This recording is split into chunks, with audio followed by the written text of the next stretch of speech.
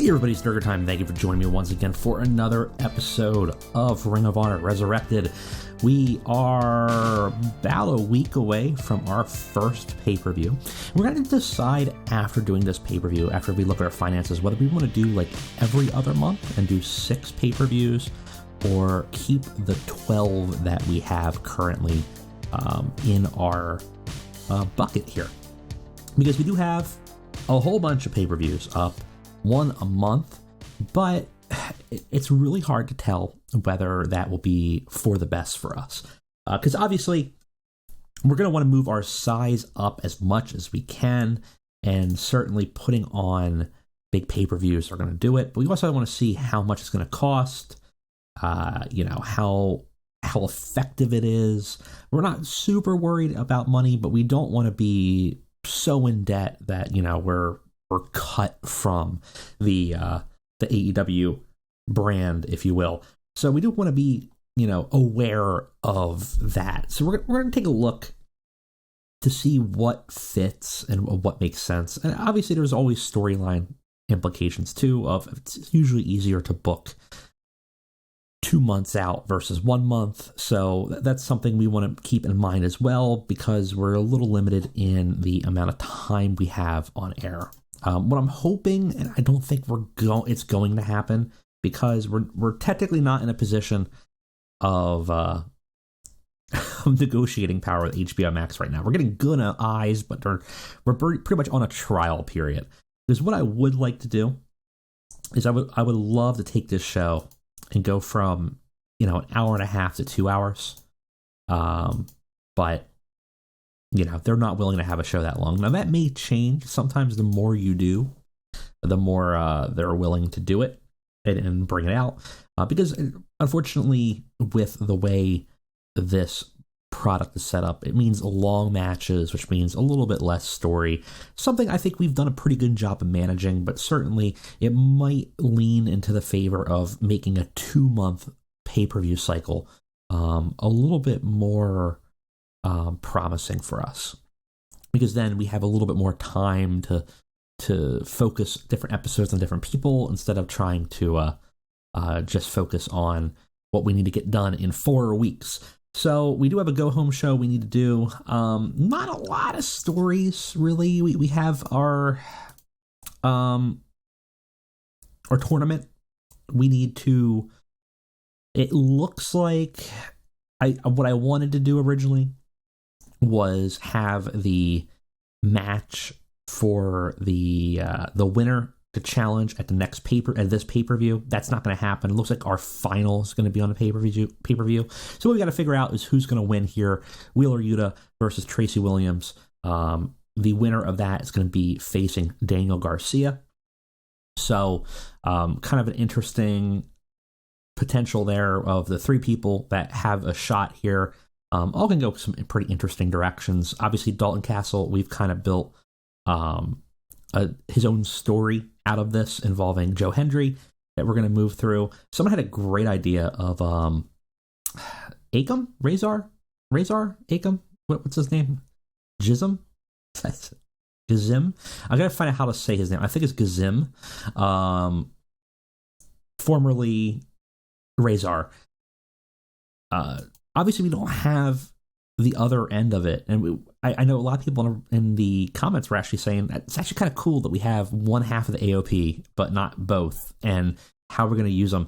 And someone had an idea of utilizing him as sort of a muscle for Joe Hendry, which I think is kind of interesting. So I think we might go through with that. Everybody else the new guys that we haven't really debuted yet. I think we're going to probably save that for after the pay-per-view, as we kind of come up with some interesting stories and angles for them to kind of fold into. And meanwhile, we're going to continue to just play around with them on pre-shows to see what we can get out of them. Obviously, Flip Gordon and Leo are kind of known quantities, but some of the other guys are not necessarily known quantities, so something we're going to have to keep an eye out for. All right. Let's go ahead. Let's get on over to our go home for Ring of Honor Wrestling. So we're going to be in the Mid-Atlantic region, it looks like. No backstage incidents, no absent workers either, which is good.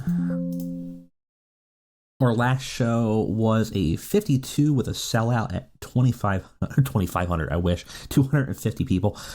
So, a low attendance, but about what we're expecting for the size of our company. Hopefully we can start to build that up faster. Maybe after this pay-per-view, we'll see a higher attendance coming out of here.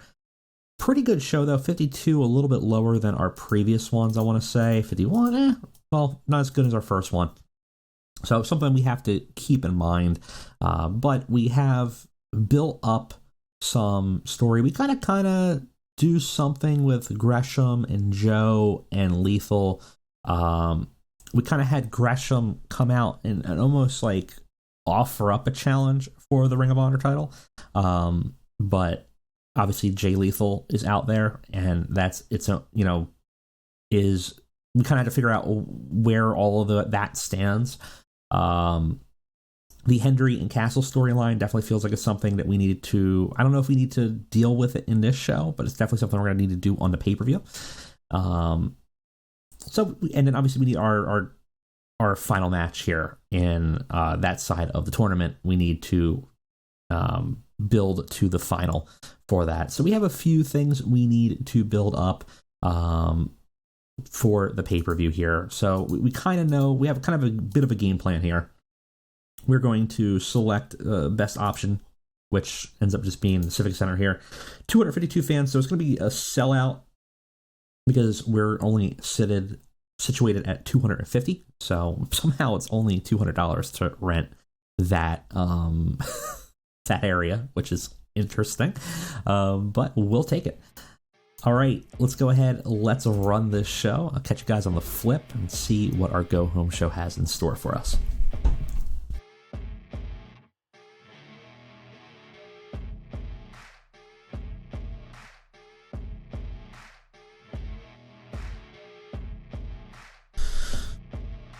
All right, guys, we are ready for our Go Home show. Didn't get a lot done, but we got what we needed to. So sometimes it's all we need. We got 3-4 pre-show segments, actually. Again, kind of using that to build some people up, test some things out. So let's go ahead and let's take a look at it, starting with the pre-show. We start off with Layla Hirsch versus AQA.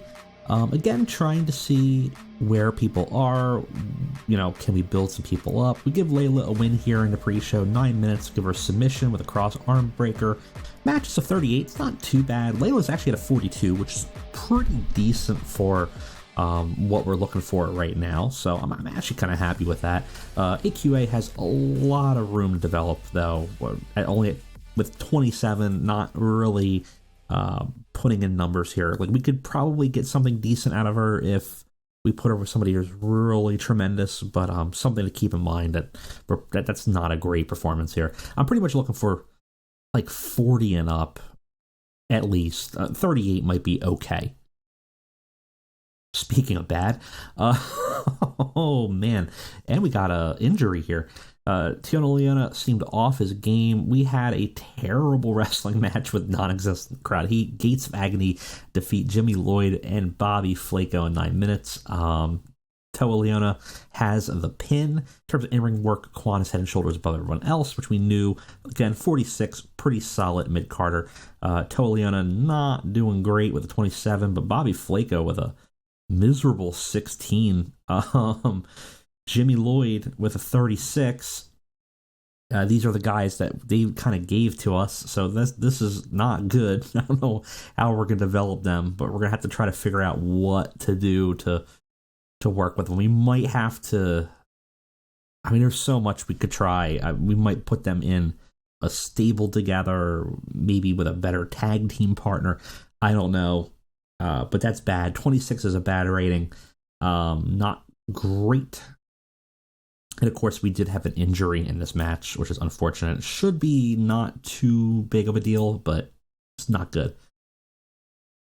With his injured, bruised eye, Toliana does finish an angle where he takes Jimmy Lloyd and power bombs him through the timekeeper's table, which is always fun.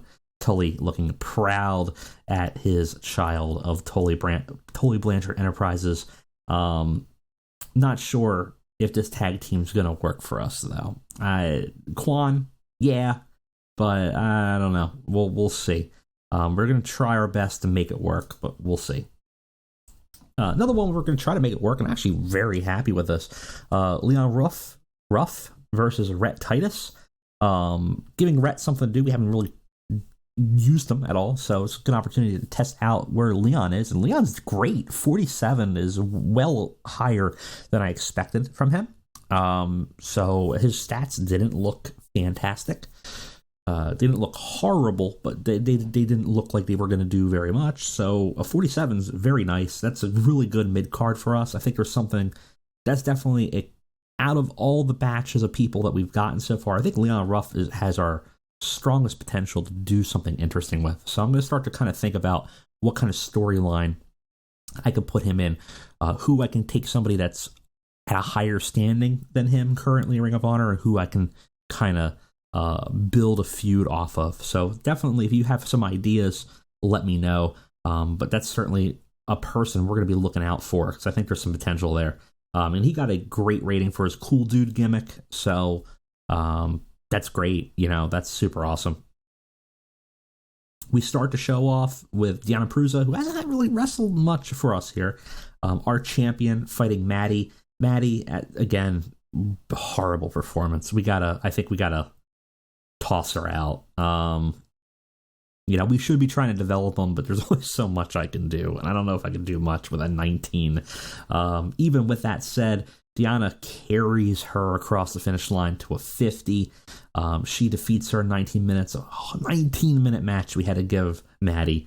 Got the crowd hotter, though. It got the show off to a strong start. So overall, the crowd was happy, even though it was kind of a poor match, and one of the workers was horribly outmatched. Afterwards, I kind of expected us to do better, actually.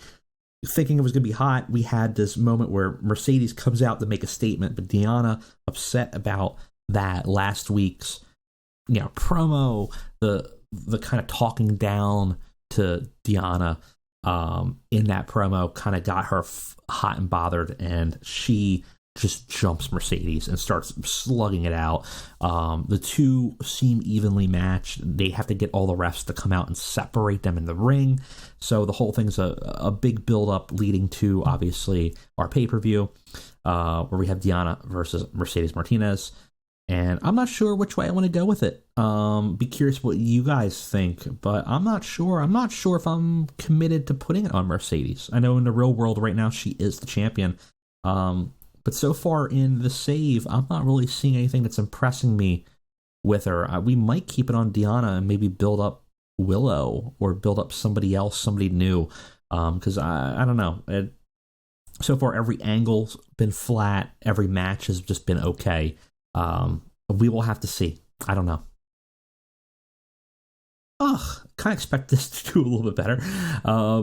Especially, well, I guess it's about as good as we're going to get. It's decent wrestling, but did not have much heat. Cheeseburger versus Joe Hendry. Cheeseburger defeats Joe Hendry in 12 minutes after a distraction from the boys. The boys come out to distract Joe Hendry and gives Cheeseburger an opportunity to get that much-needed win. The Bergman gets one. Finally, the fans were turned off by the finish because it was a cheap angle, which is, I think, why it hurt us a little bit here. Got the crowd hotter, though, and that's fine. Afterwards, we have... Why is this so poor? Both of their stats should be fairly high, so I'm really not sure why. Good morale, good bonuses. Color company. I don't know. Both of them... Is it too long? It's a 5-minute one. Maybe it's too long. Dalton has a good microphone work. Hendry has good acting work. So I don't know what's going on here, why the segment. The boys are just there. They're not rated. So I thought originally maybe that was it, but no.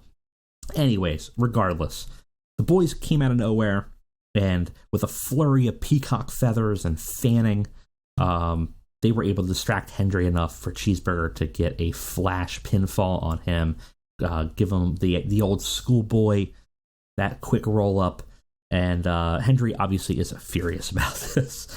He's yelling at the boys, but before the boys can even interact with them and kind of are scared of them, Castle comes out and gloats. And Castle tells him, see, two can play at that game.